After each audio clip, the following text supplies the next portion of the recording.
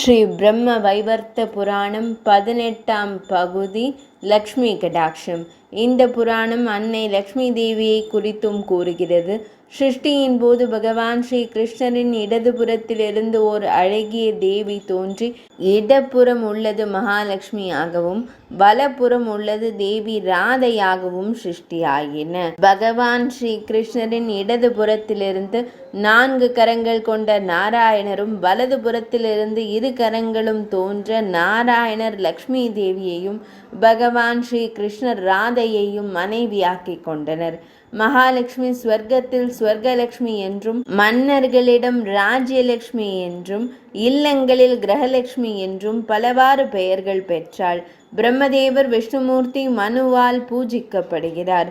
சூரிய சந்திர மண்டலங்களில், பாலில், தானியங்களில், உடைகளில், சந்தனம், நகைகள், தூய இடங்கள், இல்லங்களில், மலர் மாலைகளில், மங்கள கலசங்களில் அவளை காணலாம். தேவேந்திரன் லக்ஷ்மி தேவியை வழிபடுதல். ஒரு சமயம் கோபம் நிறைந்த துர்வாச முனிவர் பகவான் ஸ்ரீ மகாவிஷ்ணுவிடமிருந்து ஒரு பாரிஜாத மலர் மாலையை பெற்றார். அதனை தேவேந்திரனுக்கு அளிக்க குடிபோதையில் இருந்த அவன் அம்மலரை யானையின் மத்தகத்தின் மீது வைத்தான். மலர் பரிசை கௌரவிக்காமல் உதாசீனம் செய்த தேவேந்திரன் செயல் பிரம்மஹத்தி தோஷத்திற்கு சமமானது. இதனால் கோபம் கொண்ட முனிவர் லக்ஷ்மி தேவி செல்வம் அவனை விட்டு அகலுமாறு யானை ஐராவதம் தலை வெட்டப்பட்டு சிவன் மகனின் தலையாகும் என்றும் சபித்தார்.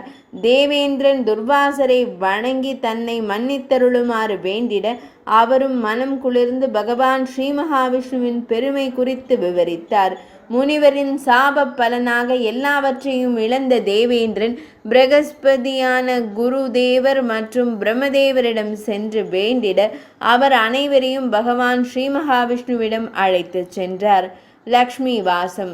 பகவான் ஸ்ரீ மகாவிஷ்ணு தேவேந்திரன் இழந்த செல்வங்களை மறுபடியும் அடைவான் என்று கூறியதுடன், எவ்வாறெல்லாம் செல்வம் இழக்கப்படும் அல்லது லக்ஷ்மி இல்லாது போவாள் என்று கூறினாள்.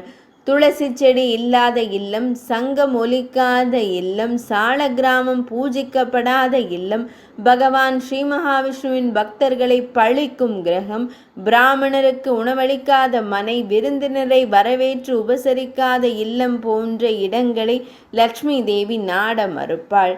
சமய சடங்குகள் செய்யாத அந்தணன், பகவான் ஸ்ரீ மகாவிஷ்ணுவை வழிபடாதவர், பிராமணர்களுக்கு மரியாதை அளிக்காமல் மற்றவர்களுக்கு சேவை செய்பவர்கள் ஆகியோர் இல்லத்தை விட்டு மகாலட்சுமி தேவி விலகி விடுவாள் என்றார். அமுத மதனம். லக்ஷ்மி தோற்றம்.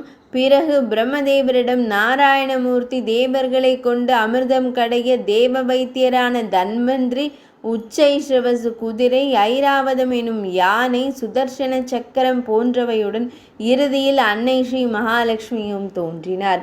அமிர்த மதனம் குறித்து புராணங்கள் மாறுபட்ட சிறு சிறு செய்திகளை தருகின்றன. அன்னை லக்ஷ்மி தேவி தோன்றியவுடன் வனமாலை கொண்டு பகவான் ஸ்ரீ மகாவிஷ்ணுவிற்கு மாலையிட்டாள். அதனால் பகவான் ஸ்ரீ மகாவிஷ்ணு வனமாலி எனப்படுகிறார்.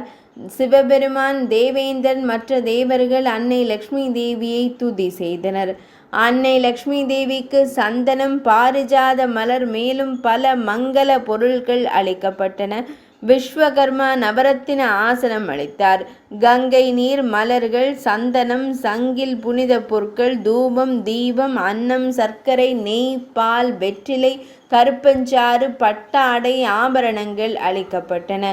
தேவர்களுக்கு வரங்கள் தந்து ஸ்ரீ மகாலட்சுமி பகவான் ஸ்ரீ மகாவிஷ்ணுவின் மடியில் அமர்ந்தாள். கணேசர் உருவாகுதல். ஐராவதத்தின் தலை மீது பாரிஜாதம் வைக்க அது புனிதமாகியது. அன்று முதல் அனைவரும் கணேசரை எல்லாவற்றிலும் முதலாக பூஜிக்க வேண்டுமென்று ஆணையிட்டார். சனிதேவரின் சாபத்தால் சிவபார்வதி மகனாக தோன்றிய கணேசரின் தலை வெட்டப்பட ஐராவதத்தின் தலை பொருத்தப்பட்டு உருவான கணேசர் கடவுளர்களுக்கெல்லாம் முதற் கடவுளாக துதிக்கப்படுகிறார். 18ஆம் பகுதி இனிதே நிறைவடைந்தது.